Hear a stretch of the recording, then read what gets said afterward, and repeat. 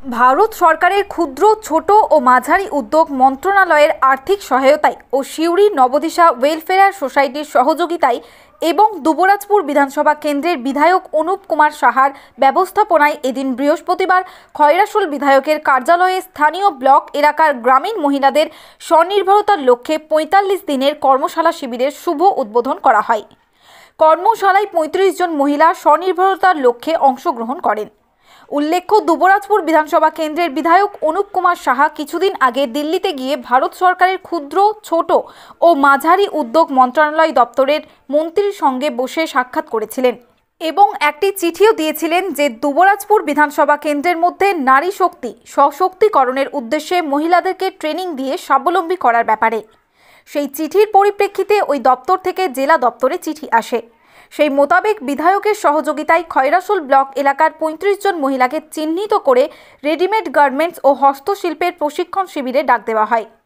আত্মনির্ভরশীল ভারত গড়ার লক্ষ্যে এটি একটি কর্মসূচি বলা যেতে পারে। ব্যবসায়িক প্রতিষ্ঠান গড়ে তোলার লক্ষ্যে যে করণীয় তা করার ক্ষেত্রে ব্যাংক থেকে শুরু করে ভারত সরকারের ক্ষুদ্র, ছোট ও মাঝারি উদ্যোগ মন্ত্রণালয়ের পক্ষ থেকেও বিভিন্ন ধরনের সহযোগিতা বা পাশে থাকার কথা বলেন উপস্থিত অতিথিগণ। অনুষ্ঠানে উপস্থিত ছিলেন দুবরাজপুর বিধানসভা কেন্দ্রের বিধায়ক Anup Kumar Saha, MSME assistant director, Suri branch Ritwik Biswas, Khoyrasol UCO ব্যাংকের ম্যানেজার ধবলেশ্বর শেঠি, সিউড়ি নবদিগন্ত ওয়েলফেয়ার সোসাইটির সেক্রেটারি সুজিত কুমার মণ্ডল, স্থানীয় সমাজসেবী অনুপম বাগ সহ বহু বিশিষ্ট ব্যক্তিবর্গ। সমগ্র অনুষ্ঠানটি সুচারুভাবে সঞ্চালনা করেন প্রসার ভারতীয় জেলা সংবাদদাতা শম্ভুনাথ MSME দপ্তরের জেলা আধিকারিক। Bureau report, Birbhum news.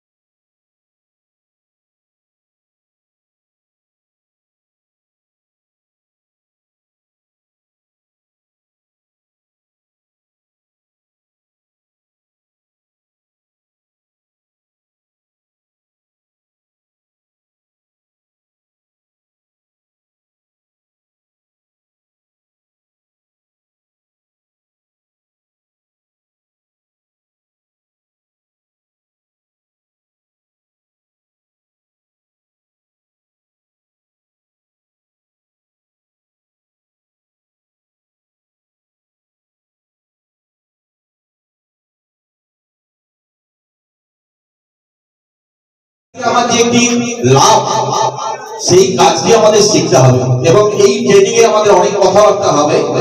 বিশেষ করে আমাদের যে ভারত সরকার সারা পৃথিবীতে প্রায় 195টা দেশ রয়েছে, তার মধ্যে আমাদের সবচেয়ে জনসংখ্যায় বেশি বড় দেশ হয়ে গেছে ভারতবর্ষ। এখন 140 কোটির বেশি দেশ। ভারত সরকার সবাইকে চাকরি দিতে পারবে না, এটা কিছু ঘোষণা হয়ে গেছে। তাহলে কি হবে? জীবনের জন্য তো জীবিকা দরকার, আর এই জীবিকার জন্য আমাদের নিজের পায়ে দাঁড়াতে হবে। তার জন্য যে ব্যবস্থা ভারত সরকার প্রশিক্ষণ দেবে, ব্রাঞ্চ ম্যানেজার রয়েছেন, উপযুক্ত মানুষ যদি করে খাবার থাকে লোন দেবে, কিন্তু তার জন্য আমাকে কিভাবে এগিয়ে আসতে হবে, তার জন্যই আমাদের এই। প্রথমে ধন্যবাদ জানাই আমি। আজকের আমাদের 1.5 মাস ব্যাপী যে প্র্যাকটিক্যাল প্রশিক্ষণ শিবির শুরু হচ্ছে রেডিমেড গার্মেন্টস বানানো এবং এমব্রয়ডারি কাজের ওপরে, তার আজকে উদ্বোধনী দিন ছিল। আজকে আমাদের উদ্বোধনী অনুষ্ঠানে আমার সঙ্গে ছিলেন এখানকার MLA মাননীয় শ্রী সাহা মহাশয়, অনুপ কুমার সাহা মহাশয়, ব্যাংকের ম্যানেজার, ইউকো ব্যাংকের ম্যানেজার ধবলেশ্বর মহাশয় এবং সিউড়ি নবদিশা ওয়েলফেয়ার সোসাইটির সেক্রেটারি শ্রী সুজিত মণ্ডলবাবু, আর আমি এখানকার MSME DFO সিউড়ি ব্রাঞ্চের ইনচার্জ ঋত্বিক বিশ্বাস। তো আমাদের 1.5 মাস ব্যাপী প্র্যাকটিক্যাল এই কর্মশালাটা আজকে শুভ উদ্বোধন হলো। কাল থেকে আমাদের প্র্যাকটিক্যাল ক্লাস শুরু হবে। এই অনুষ্ঠানের মেন উদ্দেশ্য হচ্ছে লোকাল এখানকার মা বোনেদের প্র্যাকটিক্যালি স্টিচিংয়ের ব্যাপারে, রেডিমেড গার্মেন্টস বানানো, নিজস্ব বুটিক বানানো, এইসব ব্যাপারে প্র্যাকটিক্যাল ট্রেনিং দিয়ে 1.5 মাস ধরে শেখানো হবে। এবং এর মাঝে কিছু থিওরিটিক্যাল ক্লাসও থাকবে, যার মধ্যে দিয়ে ওনারা এই শেখার সুযোগটা পাবেন যে এই শিক্ষার পরে কিভাবে সরকারের বিভিন্ন যে প্রকল্পগুলো আছে সেগুলো থেকে সাহায্য নিয়ে নিজস্ব টেলারিং শপ বা বুটিক এগুলো খোলা যায়। তার জন্য ব্যাংকের ম্যানেজাররাও ছিলেন আজকে। আর আমরা প্রোগ্রামের মাঝেও ব্যাংক থেকে আধিকারিকদের নিয়ে আসবো, যারা ব্যাংক লোন পাওয়ার ব্যাপারে কিভাবে ঠিকমতো অ্যাপ্লাই করলে সহজেই লোনগুলো পাওয়া যায় সেই ব্যাপারগুলো বুঝিয়ে বলবেন। ফলে এই 1.5 মাস ধরে প্র্যাকটিক্যাল ট্রেনিং হবে এবং তার সঙ্গে সঙ্গে থিওরিটিক্যাল ক্লাসও হবে, যাতে 1.5 মাস পরে এখানকার লোকাল মা বোনেরা নিজেরা নিজেদের কাজের ব্যাপারে তো একদম কনফিডেন্ট হবেনি। তাছাড়া একটা নিজস্ব ইউনিট খুলতে গেলে, টেলারিং শপ বা কিছু খুলতে গেলে কিভাবে এগোতে হয় সে ব্যাপারেও একটা স্বচ্ছ ধারণা পাবেন এবং তারা নিজের কিছু উপার্জনের রাস্তা খুঁজে পাবেন এবং শুরু করতে পারবেন। এখানে মোট 30 জনকে প্রশিক্ষণ দেওয়া হবে এই 1.5 মাস ধরে, এবং সবাই এখানকার লোকাল আশপাশের মহিলাদের নেওয়া হয়েছে। মিনিমাম 18 বছর বয়স, তার নিচেও কিছু অ্যাপ্লিক্যান্ট ছিল, কিন্তু আমাদের সরকারি নিয়ম অনুযায়ী আমরা 18 বছরের ওপরে মহিলাদেরই একমাত্র নিতে পারি। ফলে 30 জন মহিলা নিয়ে আমরা এই প্রশিক্ষণ শিবিরটা শুরু করছি কাল থেকে। আগামী দিনে এদেরকে এন্টারপ্রেনার হিসেবে তুলে ধরার ক্ষেত্রে আপনাদের কি ভূমিকা থাকবে? আমরা মাঝে থিওরিটিক্যাল ক্লাস দিয়ে এক তো নিজস্ব কাজটা শেখাচ্ছি, তারপরে একটা ইউনিট করতে গেলে কিভাবে শুরু করতে হয় তাতে একদম হ্যান্ড হোল্ডিং সাপোর্ট যেটা বলে, যে শুরুতে ধরুন একটা কত লাখ টাকার একটা মেশিন নিয়ে কেউ একটা রুম ভাড়া নিয়ে একটা টেলারিং শপ খুলতে চান, আমরা তাকে শেখাবো যে কিভাবে একটা প্রজেক্ট রিপোর্ট বানাতে হয়।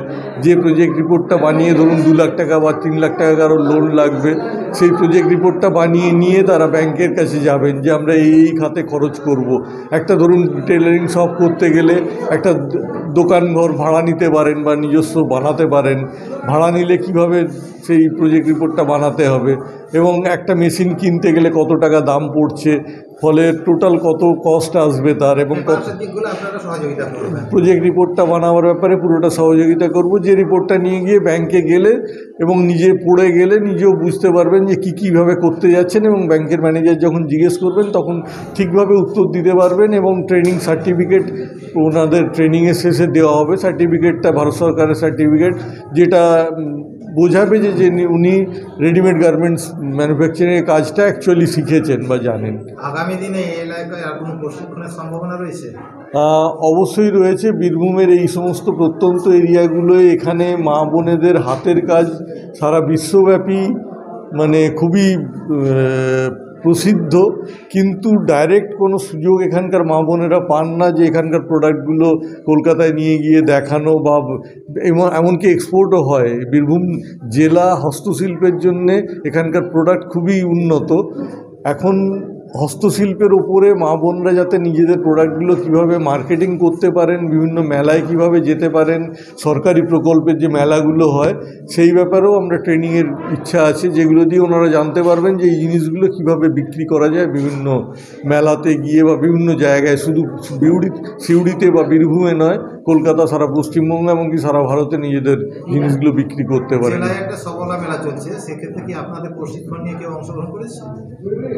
হ্যাঁ, এই ধরনের প্রোগ্রামগুলোয় অবশ্যই আমরা স্টেট গভর্নমেন্ট আছে, ভারত সরকারও সবলা মেলায় পাঠায়, আমাদের প্রগতি ময়দানে দিল্লিতে মেলা হয় সেখানেও পাঠানো হয়। এবং এই সমস্ত মেলায় যাওয়ার জন্য যে সমস্ত আর্টিসানরা বা ইউনিট হোল্ডাররা সিলেক্টেড হন তারা সমস্ত সরকারি খরচায় 2 জনের খরচ দেয় সরকার।